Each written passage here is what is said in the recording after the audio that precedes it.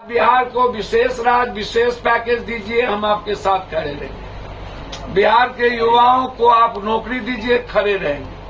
अग्निवीर खत्म करिए, खड़े रहेंगे। किसानों के अधिकार की बात करिए, खड़े रहेंगे। हम सरकार के विरोधी नहीं है, लेकिन आप किसी भी धर्मों की आजादी को छीनेंगे तो हम उसके खिलाफ रहेंगे, एकदम रहेंगे। इसीलिए हमने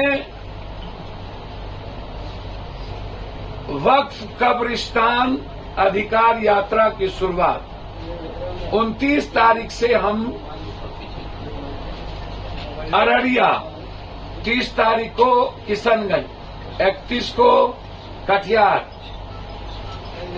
कोसी सीमांचल होते हुए पटना के गांधी मैदान। हम वक्फ की कमेटी के सारे मेंबर से हम बात कर रहे हैं। इमारतें सरिया से लेकर इस्लामिक जितने इदारा हैं, मिल्ली काउंसिल से लेकर के सबके इदारे के जो चीफ है उनसे मेरी बातचीत हुई है। हमने अन्य धर्मों के लोगों से भी बातचीत की है। यदि इस तरह यह काला कानून लाते गए और कभी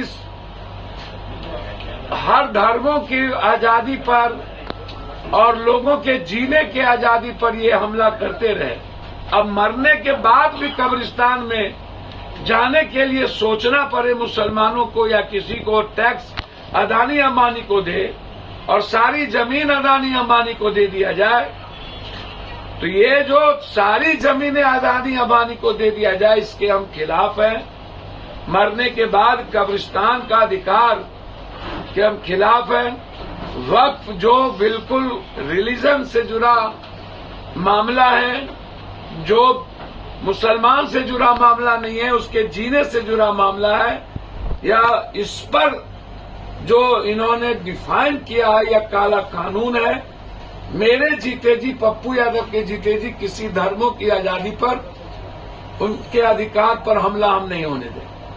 और हम इसकी लड़ाई सीमांचल कोसी होते हुए हम पटना के गांधी मैदान आएंगे और सदन में यदि इस काला कानून को लाया गया तो हम उसकी पूरी जोर विरोध करेंगे। जरूरत होगी तो उस कानून के खिलाफ आर पार की लड़ाई लड़ेंगे। लेकिन मेरे जीते जी किसी भी कीमत पर वक्फ कब्रिस्तान या किसी भी धर्म की आजादी पर कानून ला करके उसकी आजादी छीना जाए, ये नहीं होने दें। धन्यवाद। यात्रा सत्ता की, कुर्सी पाने की, सियासत की यात्रा होती है।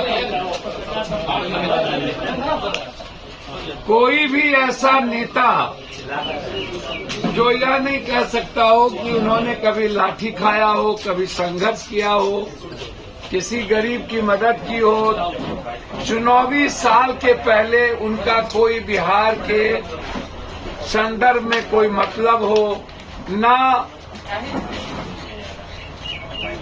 ऐसे ऐसे नेता देश में आ गए जो हमेशा बैक दरवाजे से देश के संविधान, लोकतंत्र के लिए खतरा रहते हैं, समाज के लिए खतरा रहते हैं। और उनकी यात्रा होती है सिर्फ सत्ता, सियासत, कुर्सी के लिए। उनकी यात्रा गरीबों के लिए नहीं होती, किसानों के लिए नहीं होती। तो बिहार में जो लोग, चाहे सत्ता वाले लोग हों, चाहे विपक्ष हो, चाहे कोई और हो,